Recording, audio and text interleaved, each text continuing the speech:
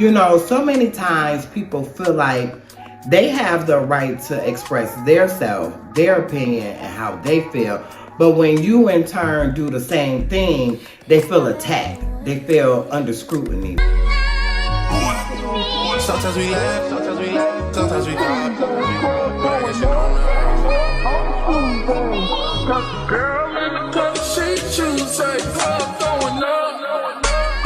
Hey boo, welcome back to another video. My name is Ivy and this channel is Women's Life with Ivy. And girl, I wanted to talk to you today to let you know that you have a voice. You have a voice. You have the right to be heard and you have the right to be understood. You know, sometimes people, well, first of all, before I even get into that, if you're new to my channel, hey boo. We've been paying do it for a night. Only one night though. And if you're a returning subscriber, hey boo. Just sugar shots one night. Let the tears fall down one night. Only one night though. So what I wanted to talk about today, you know, so many times people feel like they have the right to express their self, their opinion, and how they feel.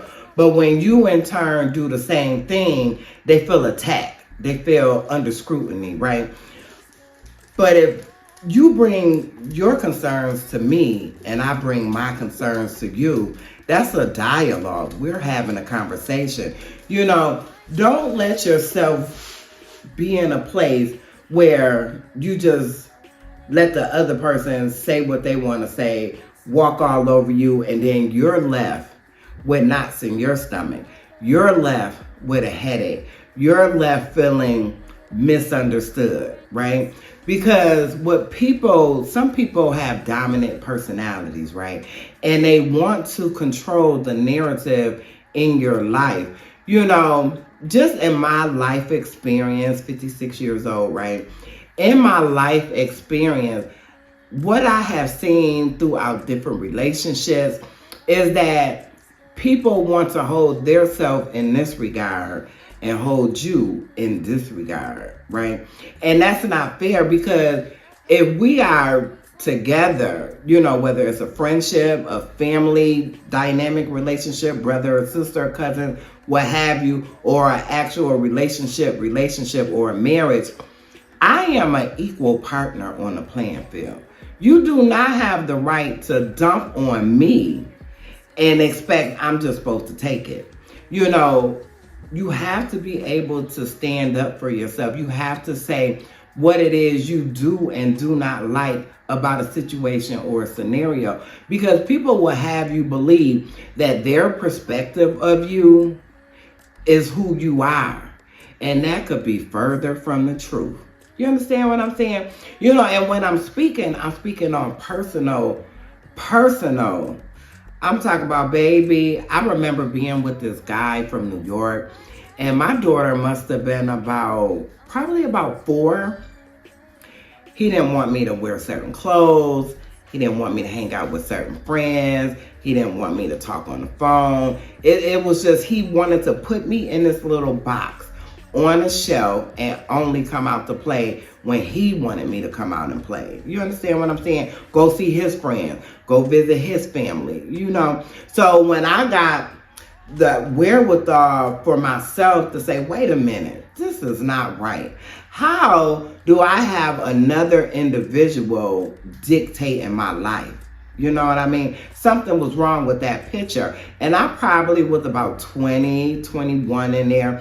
And so when I decided to break free from this individual, I said, nope, I have to do what's best for me. If I'm a suffer, if I'm a lack, if I'm a go without, whatever the case might be, at least I will have a peace of mind that I stood up for myself, right? I stood up. I let it be known that I have a voice, right? And that you will not control me or silence me. You know, so it's just, you know, when I look at my life and I look at that time and frame in my life, that time and space, it was so disheartening. I was so unhappy. I was actually miserable. You know, it's a saying my mom used to always say, don't cut off your nose to spite your face, right? So to get back at my mother, thank God, may she rest in peace, she's transitioned now, right?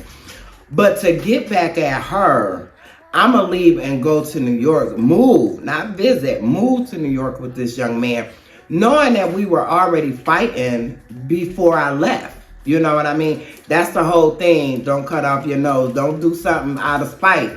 Because, man, you're going to suffer the consequences, right? So when, I'm sorry, my eye is itching. Yeah, so in the end, I remember calling my mom and telling my mom, like, I left and, like, purposely didn't talk to her. And I remember calling her and asking her if I could come home. And my mother opened her arms. It's like the prodigal son, you know what I mean? She opened her arms. She told me I would always have a place.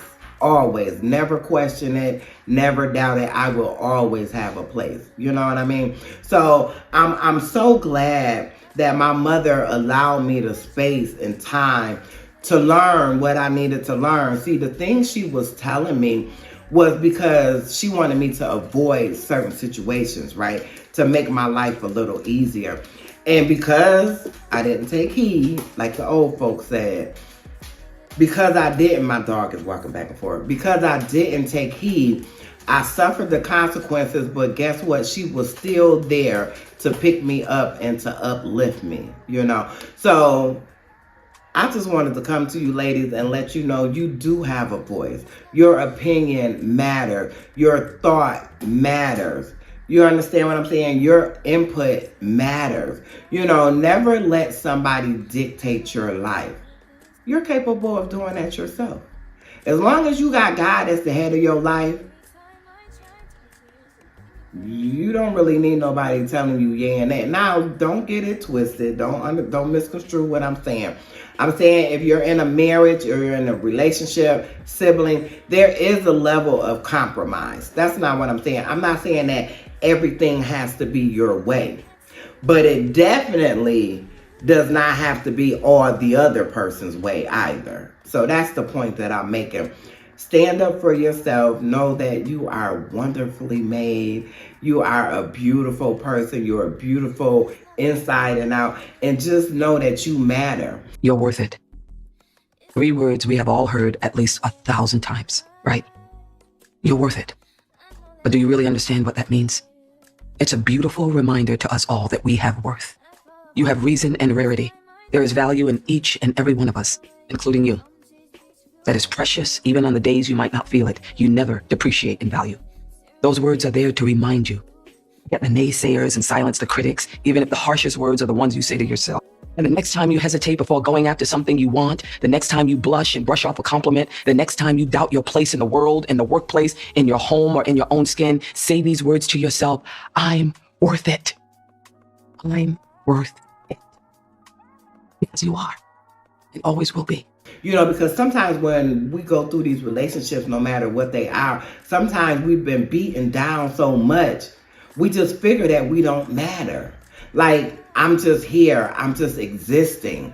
You know, no, it's time for you to live. Live in your truth, right? Live in what God says about you. You understand what I'm saying? So I just wanted to touch bases with you, let you guys know that I love you. You know, when I come to y'all know I bring y'all stuff from my experience, my personal experience. Like, I'm 56. Thank God I made it to 56. You know, I can remember not even thinking that I wouldn't make it to 56, but just being so young and so naive. Like, 56, that's ancient. That's old. So it wasn't that I didn't think I was going to make it there, just what I thought on someone being that age. You know what I mean? So I just want to share what I got with you. That's it. So I love you all. Thank you so much for watching. Please don't forget to like, comment, share, and subscribe. And ma'am, I'm going to see you in the next one. I love you. Bye. Can never be what I am, but as long as you and me, that's what it's gonna be.